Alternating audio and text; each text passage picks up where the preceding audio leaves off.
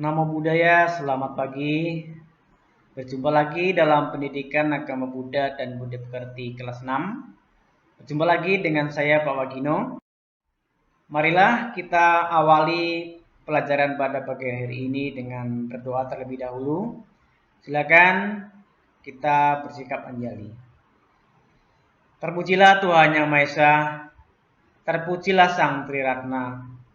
Dengan ini saya berdoa, semoga saya dapat belajar dengan baik dan benar, agar menjadi siswa yang pandai dan budi pekerti luhur. Semoga semua makhluk berbahagia. Sadu, sadu, sadu. Marilah kita lanjutkan pembelajaran pada pagi hari ini. Kita akan memasuki pembelajaran yang kedua.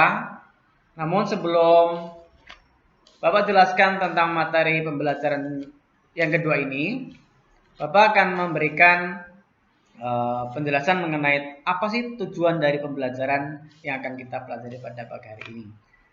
Itu peserta didik mampu mengembangkan diri dalam mempraktikkan sikap bermurah hati dan memiliki etika yang baik. Apa itu etika? Etika itu tata susila atau budi pekerti yang baik. Ya. Oke. Ya. Materi pada pagi hari ini kita akan membahas tentang dasa paramita. Ya. Dasa paramita atau 10 sifat luhur. Oke, silakan boleh juga buka bukunya. Atau kita fokus saja ke video ini. Ya. Ya. Dasa paramita atau 10 sifat luhur. Itu yang pertama ada dana paramita. Apa tuh dana paramita? Dana itu artinya bermurah hati dengan menderma atau memberi kepada orang atau makhluk yang membutuhkan. Yang kedua ada sila paramita, yaitu hidup dalam sila atau bermoral yang baik.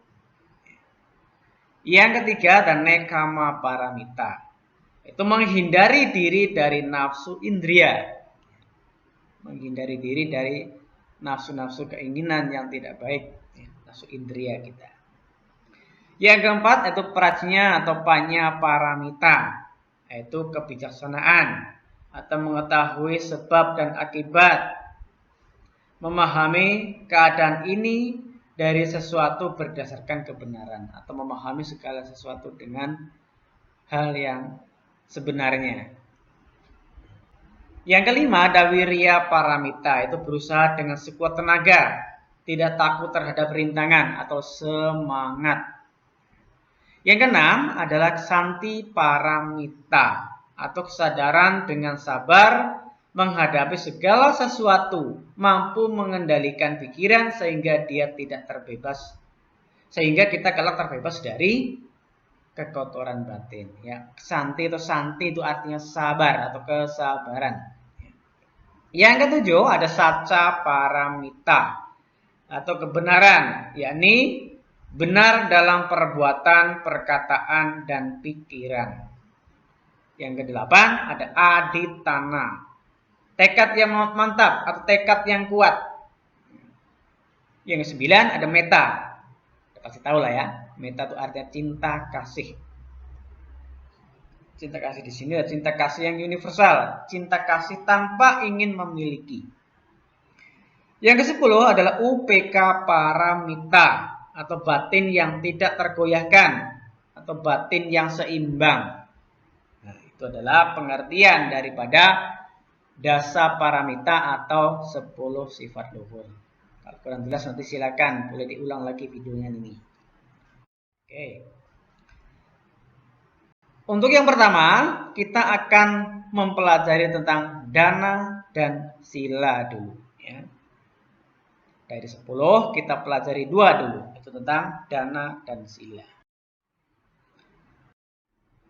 Pemahaman dana paramita adalah perbuatan luhur tentang kemurahan hati atau beramal atau memberi, menolong, baik secara materi maupun non materi. Dana paramita dapat digolongkan menjadi dua, yaitu atidana dan mahatidana. Apa itu? Mari kita simak lebih jauh lagi.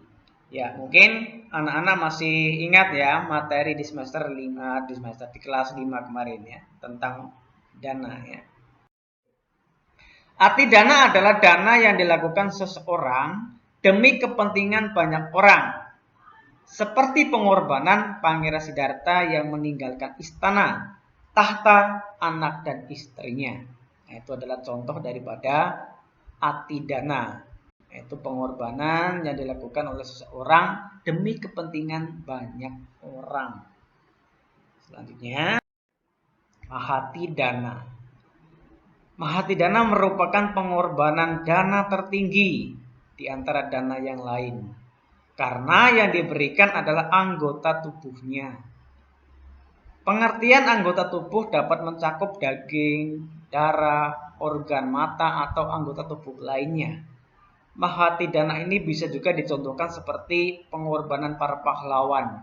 Para pahlawan rela mati demi kepentingan bangsa dan negara.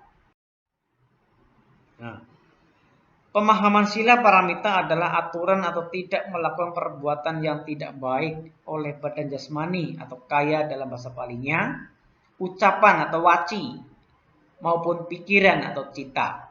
Ya, pemahaman sila paramita adalah aturan atau tidak melakukan perbuatan yang tidak baik oleh badan jasmani, oleh ucapan ataupun pikiran. Itu adalah sila.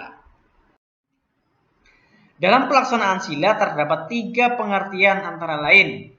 Yang pertama, kebajikan moral secara umum yaitu kepribadian yang mengagumkan merupakan ciri utama.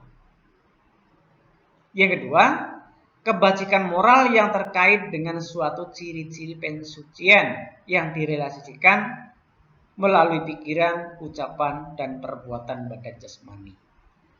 Yang ketiga, kebajikan moral yang dikaitkan dengan 5 ajaran moral yaitu Pancasila Buddhis yang merupakan latihan dasar moral bagi umat awam atau umat Buddha.